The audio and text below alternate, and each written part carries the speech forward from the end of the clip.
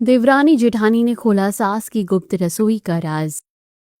शहर के सबसे आलीशान बंगलों में से एक प्रताप निवास में आज शादी के ढोल नगाड़े और शहनाइयां गूंज रही थीं। आज इस खानदान के लिए बहुत बड़ा दिन था। देवरानी निर्मला के दोनों बेटों ईशान और कबीर की शादी एक साथ हो रही थी। हलवाई के कड़ाहे सुलग रहे थे, मेहमानों की भीड़ थी और घरों की औरतें शगुन के गीत गा रही थीं। तभी पंडाल के कोने में खड़ी कांति मौसी और मिश्रा जी की अम्मा कोल्ड ड्रिंक के गिलास हाथ में लिए कानाफूसी करने लगती हैं। अरे मिश्रा जी की अम्मा, जरा निर्मला का ठाठ तो देखो, पैर जमीन पर नहीं पड़ रहे आजकल इसके। क्यों ना हो भाई, एक साथ दो दो बहुएं इस घर की चौखट पर कदम रख रही है। किस्मत तो ऐसी। अरे किस्मत का खेल तो देखो कांति, एक तरफ ये निर्मला है जिसके आंगन में दो दो जवान बेटे और दो दो बहुएं राज करेंगी, और अगर दूसरी तरफ इसके जेठानी सावित्री को देखो, बुढ़ापा आ गया है बेचारी का, लेकिन इस आंगन में अपनी खुद की औलाद की किलकारी तक नहीं सुन पाई। गोद सुनी की सुनी ही रह गई। सही कहा माँ जी, औरत चाहे कितनी भी बड़े खानदान की बहू बन जाए, पर अगर उसकी गोद सुनी हो ना, तो उसकी जिंदगी इस भरे पूरे घर में भी एक नौकरानी जैसी ही होकर रह जाती है। सुना है महेंद्र जी भी इसी बात को लेकर उनसे कटे कटे रहते हैं। अग्नि के फेरे पूरे हो चुके थे। दोनों नई दुल्हनें अन्वेषा और काव्या लाल रंग की भारी साड़ी के जोड़ों में घूंघट डाले रस्मों के लिए बैठी थीं। तभी निर्मला अपने गले का भारी सोने का हार चमकाती हुई बड़े घमंड से आगे बढ़ती हैं। उसी समय सीधे सीधे कपड़ों में सावित्री हाथ में शगुन का लिफाफा लिए नई बहुओं को आशीर्वाद देने के लिए कदम आगे बढ़ाती हैं। लेकिन जैसे ही वो बहुओं के करीब पहुंचती हैं, निर्मला बीच में आकर सावित्री का रास्ता रोक देती है। अरे अरे जेठानी जी रुकिए, जरा 2 कदम पीछे हटिए। आज मेरे बेटों और बहुओं की जिंदगी का सबसे शुभ और मंगल दिन है। इस घड़ी में आप इनके इतने करीब मत आइए। अरे क्या हुआ निर्मला, मैं तो बस अपनी नई बहुओं का मुंह देखने और उन्हें अपनी तरफ से ये शगुन का लिफाफा देकर आशीर्वाद देने आई थी। आशीर्वाद देने के लिए घर के बाकी सुहागन और भाग्यशाली लोग हैं ना जेठानी जी, आपकी जगह कोई और दे देगा। अब आज के इतने बड़े मांगलिक काम में कोई अपशगुन नहीं चाहती मैं। अब आपको पता ही है कि बच्चों के मामले में शगुन अपशगुन कितना मायने रखता है। अरे वैसे आपको कैसे पता होगा, आपकी तो कभी कोई औलाद नहीं हुई है। जिसकी कोख सुनी हो उसे क्या पता कि माँ का दिल अपने बच्चों के लिए कितना डर। आप थोड़ा हटिए, कल को मेरी बहुओं को कोई आंच आई तो समाज मुझे ही कोसेगा कि बांझ के हाथ का शगुन दिलवा दिया। निर्मला के ये कड़वे शब्द सावित्री के सीने में तीर की तरह चुभ जाते हैं। उसकी आंखों में आंसू आ जाते हैं। वो बेबसी से मंडप में बैठे अपने पति महेंद्र प्रताप और फिर अपनी सास कमला देवी की तरफ देखती है कि तभी निर्मला बिल्कुल ठीक कह रही है सावित्री। जिस औरत का इस दुनिया में कोई बच्चा ना हो, वो पूजा पाठ की ऐसी पवित्र रीति और शगुन के वक्त आगे खड़ी अच्छी नहीं लगती। ये इस प्रताप निवास का पुराना नियम है और इसे बदला नहीं जाएगा। जा सीधे घर जाओ और मेहमानों के स्वागत के लिए रसोई संभाल। सावित्री, माँ जी और निर्मला जो कह रही हैं, चुपचाप मान क्यों नहीं लेती हो? तुम क्यों हर बार ऐसे शुभ मौकों पर यहाँ आकर तमाशा खड़ा कर देती हो और खानदान की नाक कटवाती हो? जाओ यहाँ से सीधे घर और जो काम माँ जी ने कहा है वो करो। जी जी माँ जी, जैसे आपकी आज्ञा, मैं घर जा रही हूँ। सावित्री चुपचाप अपना शगुन का लिफाफा वहीं एक कुर्सी पर रख देती है और पंडाल से निकलकर बंगले की तरफ बढ़ जाती है। दोस्तों, क्या कमला देवी और निर्मला का सावित्री को इस तरह पूरी महफिल में बांझ कहकर दुत्कारना सही था? और सावित्री का वो चुपचाप अपमान सहकर सीधे रसोई की तरफ चले जाना, क्या इस रसोई के पीछे कोई बहुत बड़ा तूफान छिपा है? चलिए कहानी में आगे बढ़ते हैं और देखते हैं कि प्रताप निवास की इस रसोई में अगला क्या मोड़ आने वाला है। तो देर रात शादी की सारी रस्में खत्म होने के बाद पूरा परिवार ढोल नगाड़ों और गाजीबाजी के साथ घर पर पहुंचता है। सावित्री नई बहुओं के स्वागत के लिए गृह प्रवेश की आरती की थाली सजाकर दरवाजे पर खड़ी थी। जैसे ही अन्वेषा और काव्या चौखट के पास पहुंचती हैं, सावित्री मुस्कुराते हुए आगे आगे थाली बढ़ाती हैं। तभी निर्मला झटके से सावित्री के हाथ से थाली छीन लेती हैं।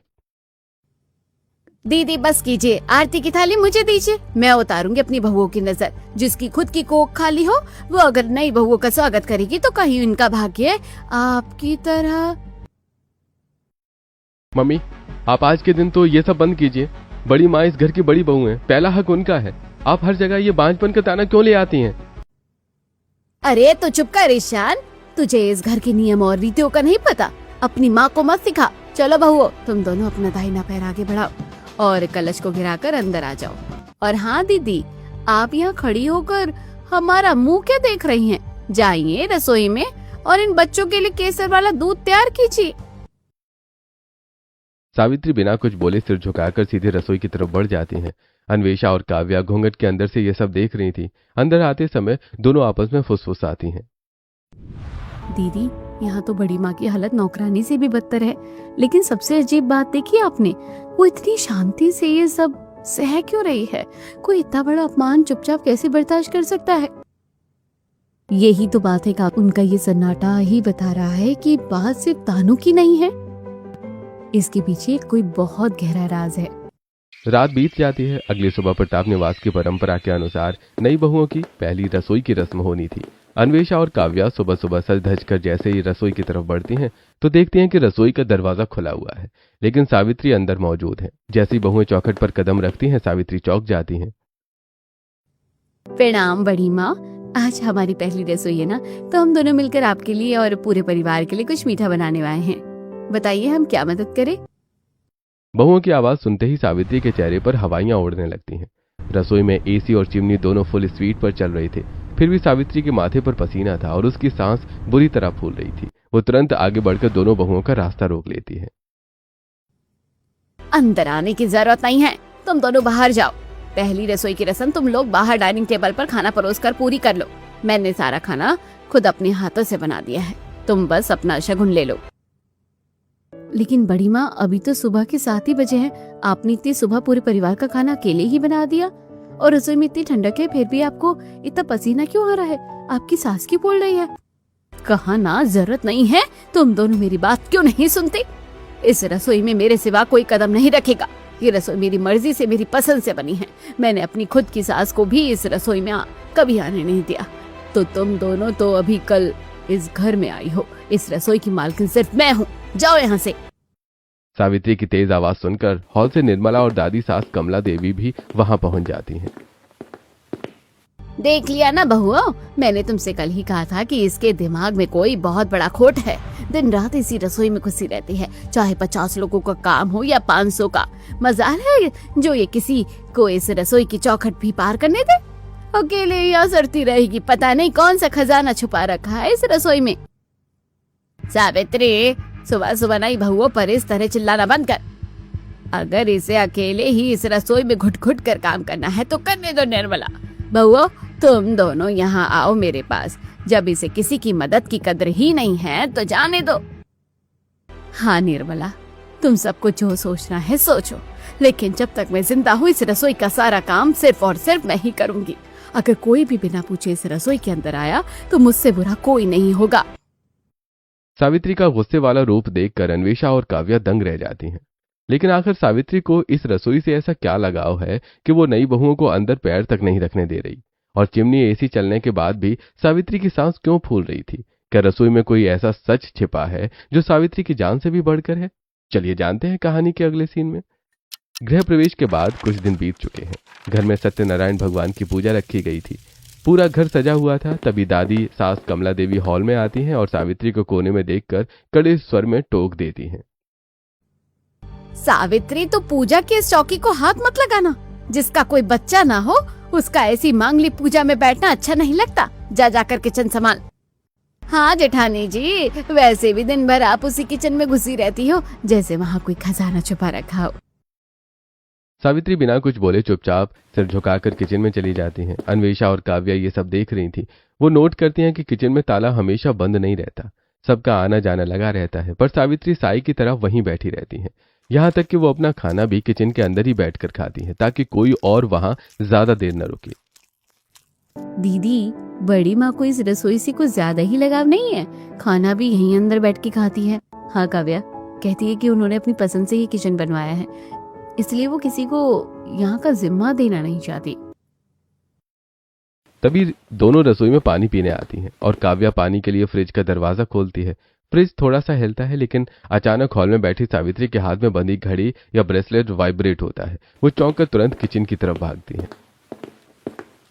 क्या चाहिए तुम दोनों को यहाँ? फ्रिज को क्यों हाथ लगाया? चलो बाहर निकलो, जो चाहिए मुझे बताओ, मैं निकाल दूंगी। बड़ी माँ, हम तो बस पानी ले रहे थे, आप इतनी अचानक। कहा ना बाहर जाओ, इस रसोई का सारा काम मेरा है, तुम लोग बाहर बैठो। सावित्री की डांट खाकर दोनों बहुएं अपने कमरे में चली जाती हैं। अगले दिन दोपहर का समय था। घर के बाकी लोग सो रहे थे। काव्या ने देखा कि सावित्री हाथ में कुछ लेकर किचन के अंदर गई। 2 मिनट बाद काव्या इलायची ढूंढने में किचन जाती है। किचन पूरी तरह से खाली है, सावित्री वहां नहीं है। तभी अचानक पीछे से सावित्री आ जाती है। यहाँ क्या ढूंढ रही हो काव्या? अरे बड़ी माँ, आप कहाँ थी? मैं 2 मिनट पहले आई थी तो किचन में कोई नहीं था, आप अचानक कहाँ से आई? मैं यहीं थी, तुम्हारी नजर कमजोर है, हर वक्त मेरे पीछे जासूसी करना बंद करो और अपने कमरे में जाओ। अगले दिन दोपहर में सावित्री ने पूरा किचन साफ किया। सिंक में एक भी बर्तन नहीं था। वो थोड़ी देर के लिए अपने कमरे में आराम करने जाती है। ठीक 5 मिनट बाद काव्या दोबारा पानी पीने किचन में जाती है और चौंक जाती है। दीदी जरा जल्दी इधर आओ। क्या हुआ काव्या, इतना घबरा क्यों रही हो? अरे भाई चल तो सही मेरे साथ। दोनों किचन के सिंक के पास खड़ी होती हैं। सिंक में 3-4 झूठे बर्तन और एक दवाई के खाली पत्ता रखा है। दीदी, अभी 5 मिनट पहले बड़ी माँ ने पूरा किचन साफ किया था। वो खुद अपने कमरे में है, घर का कोई सदस्य यहाँ नहीं आया, फिर भी किचन में ये झूठे बर्तन और एक कमजोरी की दवाई कहाँ से आ गई? बर्तन अभी भी हल्के गर्म हैं, जैसे किसी ने तुरंत खाना खाया हो। काव्या, ये बड़ी माँ बहुत अजीब हरकतें कर रही है। वो हमेशा डरी डरी भी रहती है, ज्यादा बात नहीं करती। हाँ दीदी, और जब भी हम किचन के बारे में कुछ पूछते हैं वो जानबूझकर चिल्लाने लगती है ताकि हमारा ध्यान भटक। मुझे तो लगता है घर में कुछ ऐसा है जो हमसे छुपाया जा रहा है। सही कह रही हो, कुछ तो गड़बड़ है। बड़ी माँ की इन अजीब हरकतों पर हमें नजर रखनी होगी। चलो अभी बाहर चलो, नहीं तो वो फिर आ जाएगी। सिंक में अचानक मिले झूठे बर्तनों और दवाई के पत्ते ने बहुओं के मन में शक का बीज बो दिया था। एक रात जब पूरा प्रताप निवास गहरी नींद में सोया था, काव्या को तेज प्यास लगती है। वो दबे पांव कमरे से बाहर आती है। रात के 2 बज रहे हैं, चारों तरफ अंधेरा है। काव्या जैसे ही डाइनिंग एरिया के पास पहुंचती है, उसकी नजर सीधे किचन पर पड़ती है। किचन का गेट हल्का सा खुला है और अंदर से पीली रोशनी आ रही है। वाह, आज रात में किचन का गेट खुला हुआ है, कोई अंदर गया है क्या इस वक्त?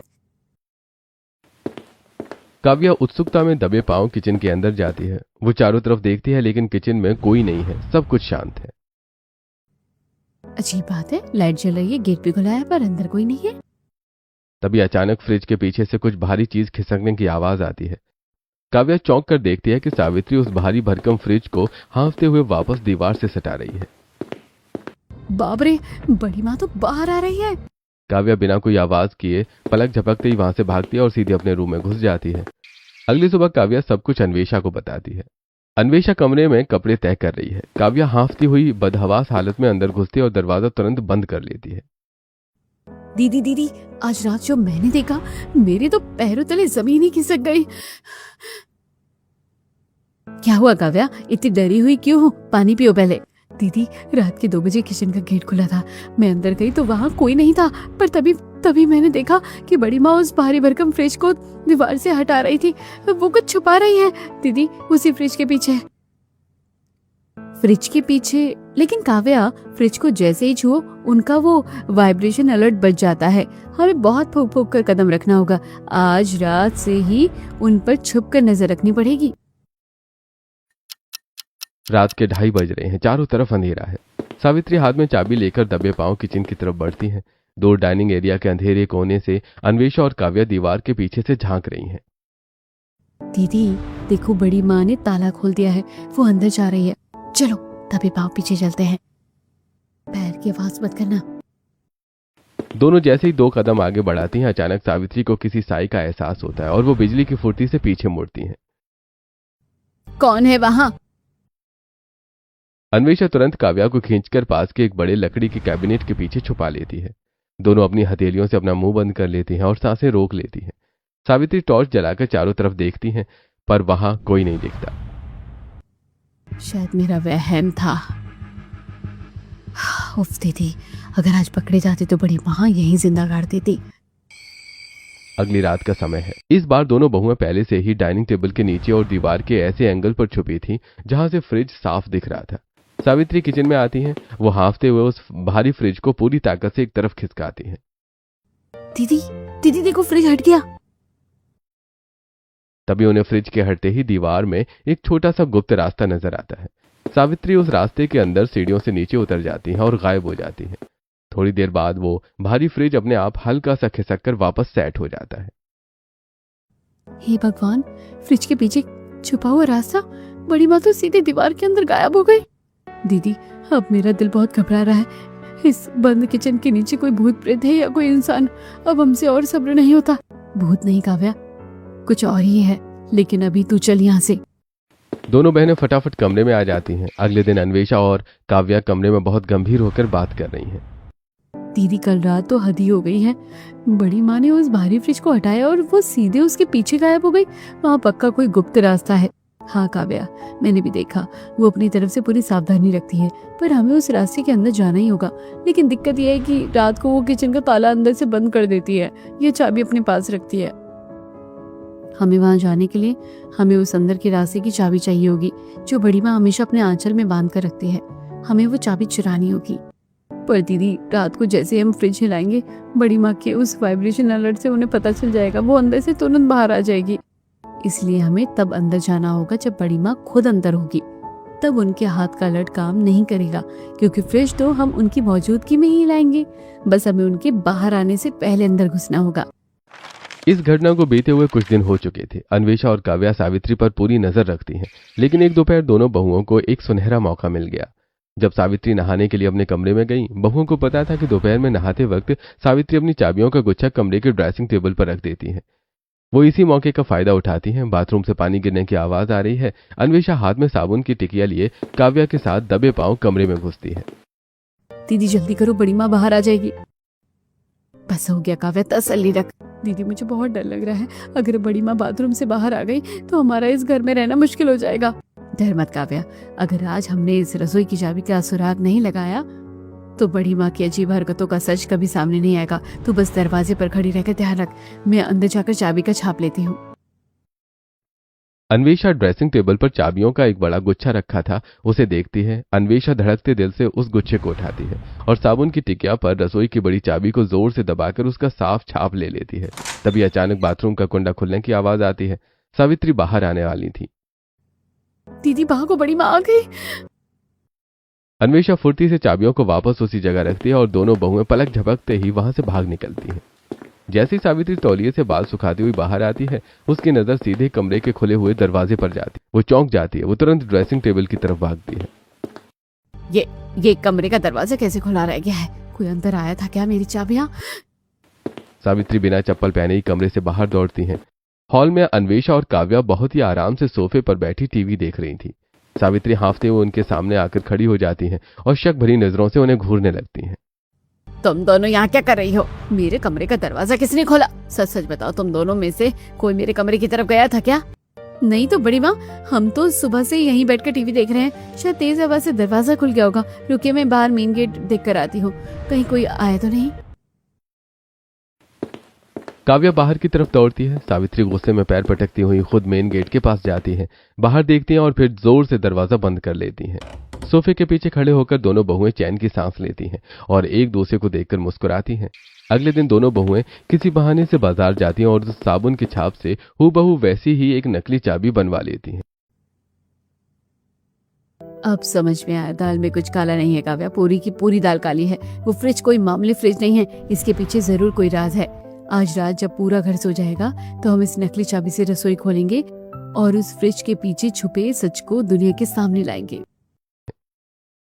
दोस्तों, आपको क्या लगता है, क्या दोनों बहुएं आज रात उस सीक्रेट को पकड़ पाएंगी? चलिए जानते हैं अगले रोमांचक सीन में।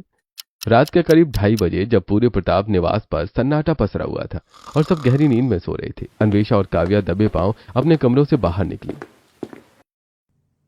दीदी, मेरी धड़कन बहुत तेज चल रही है। अगर बड़ी माँ अचानक जाग गई और उन्होंने हमें रंगे हाथों पकड़ लिया तो अनर्थ हो जाएगा। हिम्मत रख काव्या, अगर आज हम पीछे हट गए तो इस घर का ये भयानक रहस्य कभी सामने नहीं आएगा। तू बस चारों तरफ ध्यान रख। दोनों दबे पांव रसोई के दरवाजे के पास पहुंचती हैं। अन्वेषा धड़कते दिल से नकली चाबी ताले में डालती है। ताला बिना किसी आवाज के धीरे से खुल जाता है। दोनों जैसे ही रसोई के अंदर कदम रखती हैं, उनकी आंखें फटी की फटी रह जाती हैं। रसोई के कोने में रखा वो भारी भरकम फ्रिज अपनी जगह पर नहीं था, बल्कि उसे पूरा एक तरफ खिसकाया गया था और उसके पीछे की दीवार में एक छोटा सा गुप्त दरवाजा खुला हुआ था, जहां से मध्यम रोशनी बाहर आ रही थी। दीदी देखो, फ्रिज हटा हुआ है और दीवार के पीछे कोई गुप्त रास्ता है, लेकिन बड़ी माँ कहाँ है? वो जरूर इसी रास्ते के अंदर गई है। चल काव्या, बिना आवाज किए उनके पीछे चलते हैं। दोनों जैसे ही उस गुप्त रास्ते के करीब पहुंचती हैं, उन्हें अंदर से किसी के चलने की और बर्तनों की हल्की सी आवाज आती है। वो तुरंत रसोई की एक बड़ी कैबिनेट के पीछे छुप जाती हैं। तभी उस गुप्त दरवाजे से सावित्री बाहर निकलती है। उसके हाथ में एक खाली टिफिन था और वो बेहद थकी हुई और हांफती हुई लग रही थी। वो बिना वक्त गवाए अपनी पूरी ताकत लगाकर उस भारी फ्रिज को वापस घसीटती है और दीवार के उस गुप्त दरवाजे से सटाकर रख देती है, ताकि किसी को भनक तक न लगे। फ्रिज के सेट होते ही वो अपने माथे का पसीना पोंछती हैं, गहरी सांस लेती हैं और रसोई का मुख्य दरवाजा बाहर से बंद करके चुपचाप अपने कमरे की तरफ चली जाती है। तो ये है बड़ी माँ का असली खेल। वो इस भारी फ्रिज के पीछे वाले गुप्त रास्ते से कहीं अंदर जाती है और किसी को खाना और दवाई देकर आती है। काव्या, कल रात हम ठीक इसी समय यहाँ आएंगे, इस फ्रिज को हटाएंगे और खुद उस रास्ते के अंदर जाकर देखेंगे कि वहाँ कौन है। हाँ दीदी, कल रात ही इस रहस्य का पूरा फैसला होगा। अगली रात के ठीक 2:30 बजे सब सो चुके थे। अन्वेषा और काव्या अपनी नकली चाबी लेकर दोबारा से रसोई में घुसती हैं। दोनों अपनी पूरी ताकत लगाकर उस भारी फ्रिज को एक तरफ खिसका देती हैं। फ्रिज के हटते ही वही गुप्त दरवाजा सामने आ जाता है। दोनों बिना डरे उस अंधेरे रास्ते की सीढ़ियों से नीचे उतरने लगती हैं। नीचे पहुंचते ही वो एक बड़े साफ सुथरे और किताबों से भरे गुप्त कमरे में पहुंचती हैं। वहां का नजारा देखकर दोनों के पैरों तले जमीन खिसक जाती है। वहां एक बेड लगा था जिस पर एक 26 साल का लड़का चादर ओढ़े सुकून से सो रहा था। दीवार पर महेंद्र प्रताप और सावित्री के साथ उस लड़के के बचपन की तस्वीरें थी और मेज पर कानून की भारी भारी किताबें और कई सारे लॉ के सर्टिफिकेट सजे हुए थे। आनंद प्रताप, कानून की डिग्री। काव्या, ये तो हूबहू बड़े पापा की शक्ल जैसा लग रहा है। दीदी देखो, व्हीलचेयर। इसका मतलब ये लड़का पैरों से लाचार है, चल नहीं सकता। दोनों अभी ये सब देख ही रही थी कि अचानक सीढ़ियों से किसी के आने की आहट होती है। सावित्री हाथ में रात के खाने का टिफिन और दवाई लेकर अंदर दाखिल होती है। अपनी दोनों बहुओं को उस गुप्त कमरे में आनंद के बेड के पास खड़ा देखकर सावित्री के हाथ से टिफिन छूटकर फर्श पर गिर जाता है। उसकी आंखें गुस्से और गहरे डर से लाल हो जाती हैं। तुम दोनों की हिम्मत कैसे हुई यहाँ आने की? मैंने मना किया था ना कि इस रसोई के आसपास भी मत फटकना। तुम लोग अपनी इन जासूसी हरकतों से बाज नहीं आए। निकलो यहाँ से अभी के अभी, बाहर निकलो मेरे कमरे से। सावित्री की इतनी तेज और डरावनी आवाज सुनकर बेड पर सोया हुआ आनंद हड़बड़ाकर जाग जाता है। वो अजनबियों को देखकर बुरी तरह से डर जाता है और बेड पर सिमटते हुए अपनी माँ का पल्लू पकड़ लेता है। माँ, ये कौन है? ये दोनों लड़कियां मेरे कमरे में कैसे आ गई? माँ, मुझे बहुत डर लग रहा है। इन्हें बाहर निकालो माँ, मुझे किसी के सामने नहीं जाना, ये लोग मुझे डांटेंगे। मत डर मेरे बच्चे, तेरी माँ है ना यहाँ, तुझे कोई नहीं कुछ कहेगा। तुम दोनों ने मेरे मासूम बच्चे को डरा दिया। चली जाओ यहाँ से, वरना मुझसे बुरा कोई नहीं होगा। नहीं बड़ी माँ, आज हम यहाँ से एक कदम भी पीछे नहीं हटाएंगे। आज आपको इस पूरे घर को और हमें जवाब देना होगा कि आपने अपने ही सगे बेटे को, इस प्रताप निवास के असली बड़े वारिस को, इतने सालों से इस अंधेरे और घुटन भरे तहखाने में क्यों छुपा के रखा है? क्या कसूर है इस मासूम का? हाँ बड़ी माँ, आप इतनी बड़ी बात पूरे परिवार से छुपाकर अकेले ये बांझपन का कलंक और इतना बड़ा दर्द क्यों सह रही हैं? हमें सच बताइए। हाँ, छुपाया है मैंने क्योंकि मुझे इस जालिम समाज का डर था। इस समाज में लड़की होने पर लोग मुंह बना लेते हैं और यहाँ तो मेरा बेटा पैदा हुआ था, लेकिन वो भी पैरों से लाचार, पैरों से अपाहिज। मुझे डर था कि ये समाज मेरे बच्चे को किस घृणा की नजर से देखेगा। मेरे खुद के घर वाले, मेरी सास कमला देवी, मेरी देवरानी निर्मला, क्या वो इसे इस घर के बड़े बेटे की इज्जत देते या जिंदगी भर इसे अपाहिज और बोझ कहकर दुत्कारते? इसके हिस्से का हक और सम्मान निर्मला अपने बेटे को दे देती। इसी डर से मैंने अपने घर वालों की नजरों में उसे कभी भी नहीं आने दिया। तो इतने सालों तक किसी को कानो कान खबर तक नहीं हुई? हमारी फैमिली डॉक्टर शर्मा ने मेरा दर्द समझा। मैंने उनके आगे हाथ पैर जोड़े, तब जाकर उन्होंने डिलीवरी के वक्त ही सबको कह दिया था कि बच्चा मृत पैदा हुआ है। इसी वजह से आज तक किसी को नहीं पता कि मेरा भी एक बेटा जिंदा है। निर्मला और माजी से मुझे जिंदगी भर बांझ होने का कड़वा ताना सुनने को मिला। मैं हर शादी, हर फंक्शन में रोती रही, अपना अपमान सहती रही, सिर्फ इसलिए ताकि मेरा बेटा इस दुनिया के तीखे तानों से महफूज रहे। वो लोग मुझे बांझ कहते रहे और मैं अपने कलेजे के टुकड़े को इस रसोई के नीचे पालती रही। बस बड़ी माँ, बहुत हो गया, बहुत तकलीफ सह ली आपने, बहुत छुपा लिया। अब आनंद भैया इस अंधेरे में और नहीं रहेंगे। अब ये सबके सामने आएंगे और अपना हक लेंगे। नहीं अन्वेषा, ऐसी खता मत करना। बाची और निर्मला जीत जाएगी, वो मेरे बच्चे को जीने नहीं देगी, उसका मजाक उड़ाएंगी। नहीं बड़ी माँ, अब जो होगा डंकी की चोट पर होगा। अब डरने की बारी आपकी नहीं, इस घर के अत्याचारियों की है। तहखाने में हो रही इस चीख पुकार और रोने की आवाजें ऊपर रसोई से होते हुए पूरे बंगले में गूंज जाती हैं। हॉल में सो रहे महेंद्र प्रताप, निर्मला, दादी सास कमला देवी और उनके दोनों बेटे ईशान, कबीर सब हड़बड़ाकर जाग जाते हैं। आवाज का पीछा करते हुए वो सब रसोई में आते हैं और वहां खुला हुआ गुप्त दरवाजा और हटा हुआ फ्रिज देखकर सब दंग रह जाते हैं। वो सब एक एक करके सीढ़ियों से नीचे उस गुप्त तहखाने में उतर आते हैं। ये क्या तमाशा लगा रखा है आधी रात को? रसोई के अंदर ये कैसा आलीशान कमरा है जिसकी हमें आज तक भनक तक नहीं लगी? जेठानी जी और तुम दोनों नई बहुएं यहाँ क्या गुल खिला रही हो? सावित्री, कौन है ये लड़का और ये हमारी रसोई के नीचे क्या कर रहा है? मुझे साफ साफ बता। इस प्रताप निवास में ये क्या बखेड़ा खड़ा किया है तूने? अरे माँ जी, अब समझ में आया, ये जेठानी जी का असली रूप है। भगवान ने अपनी कोई औलाद तो दी नहीं, तो पता नहीं किसका लड़का लाकर इतने सालों से हमारी रसोई के नीचे छुपा रखा है। मुझे आपसे ये उम्मीद नहीं थी जेठानी जी कि आप किसी गैर के लड़के को यहाँ लाकर हमारा धर्म भ्रष्ट करेंगी। बस कीजिए मम्मी जी, बहुत बोल चुकी हैं आप। अपनी जुबान को लगाम दीजिए। ये कोई गैर या पराया लड़का नहीं है। ये इस घर के बड़े बेटे, बड़े पापा और बड़ी माँ का सगा बेटा है, आनंद प्रताप, आपका सगा भतीजा और दादी सा का सगा पोता। सगा पोता शब्द सुनते ही महेंद्र प्रताप और कमला देवी के पैरों तले जमीन खिसक जाती है। पूरे तहखाने में एक सन्नाटा पसर जाता है। सावित्री, क्या ये सच कह रही है बहू? ये मेरा बेटा है, मेरा खून है, लेकिन तुमने मुझसे अपने पति से इतनी बड़ी बात क्यों छुपाई? क्योंकि मैं डर गई थी, आपके इस समाज और माँ जी की रूढ़िवादी सोच से डर गई थी। अगर इन्हें पता चलता कि मेरा बेटा पैरों से लाचार पैदा हुआ है तो ये लोग इसे कभी स्वीकार नहीं करते, इसे कभी वो इज्जत और हक नहीं मिलता जो निर्मला के बेटे को मिला है।